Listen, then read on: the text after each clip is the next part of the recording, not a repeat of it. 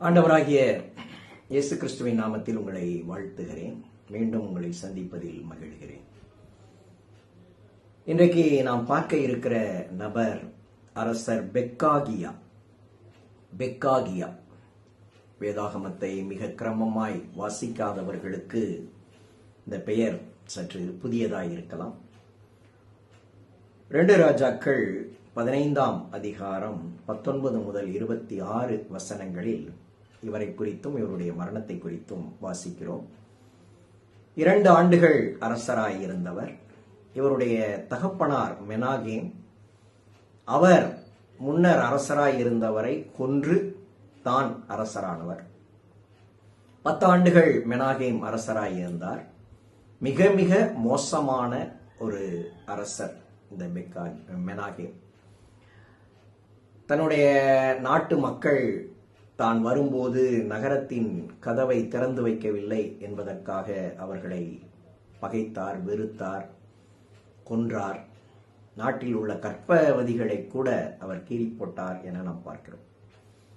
அந்த மோசமான அரசரை கண்டிப்பதற்கும் தண்டிப்பதற்கும் கர்த்தர் அசீரிய அரசர் திகிலாத்-பிலேசரை அனுப்பி வைத்தார். திகிலாத்-பிலேசர் வந்தபோது தன்னை காப்பாற்றுவதற்காக, ஏனென்றால் மெனாகேமிடம் படைபலம் இல்லை, எனவே தன்னை காப்பாற்றுவதற்காக பணத்தை கொடுத்து திகிலாத்-பிலேசரை திருப்பி அனுப்பிவிட்டார்.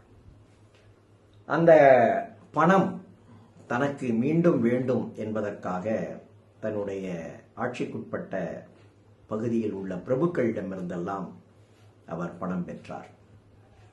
கையூட்டு கொடுத்து, லஞ்சம் கொடுத்து தன் ஆட்சியை தக்க வைத்துக் கொண்டார். அடுத்த சில நாட்களில் மெனாகேம் இறந்தார். மெனாகேமின் இடத்திற்கு பெக்காகியா அரசரானார். கையூட்டு கொடுத்ததால் மெனாகேம் இறந்தார் என்றாலும் பெக்காகியா அரசராகிவிட்டாரே, அவருக்கு ஆட்சி பொறுப்பு கிடைத்ததே என நாம் யோசிக்கலாம். ஆனால் இந்த பெக்காகியா 2 ஆண்டுகள் தான் அரசராய் இருக்க முடிந்தது. அதற்கு பின் வந்தவர் அவரை கொன்று தன்னை அரசராக்கி கொண்டார். இந்த பெக்காகியா நமக்கு கற்றுக் கொடுக்கிற பாடம், எதையும் பணத்தால் நான் சாதித்து விடுவேன் என்கிற மனநிலை தவறு என்பதுதான். இந்த உலகத்தை பணம் ஆளுகிறது, பணம் வைத்திருக்கிறவன் ஆளுகிறான் என்கிற சொல்லாடல்கள் மிக பிரசித்தம். நம்முடைய புரிதலில் அது பெருமளவுக்கு சரி என்று கூட சொல்ல தோன்றுகிறது. ஆனால் விளைவுகளை நோக்கில், கடந்த கால வரலாறுகளை கவனிக்கில் நாம் விளங்கிக் கொள்ளுகிற மிக முக்கியமான உண்மை, பணம் சாதித்ததை விட சறுக்கிய இடங்கள் தான் அதிகம். பெக்காகியாவின் வாழ்க்கை அதற்கு மிகச்சிறந்த உதாரணம். 1000 தாலந்து வெள்ளி கொடுத்து பெற்ற அரசாட்சியை அடுத்த சில ஆண்டுகளில் பெக்காகியா இழந்து போனார். அவருடைய பிள்ளைகளும் தனித்தார்கள். கர்த்தர் நமக்கு கொடுத்திருப்பது நியாயமான ஒழுங்கான வாழ்க்கை முறை. அதில் மகிழ்ந்து நாம் வாழ வேண்டும். அதில் சில அசௌகரியங்கள் உண்டு.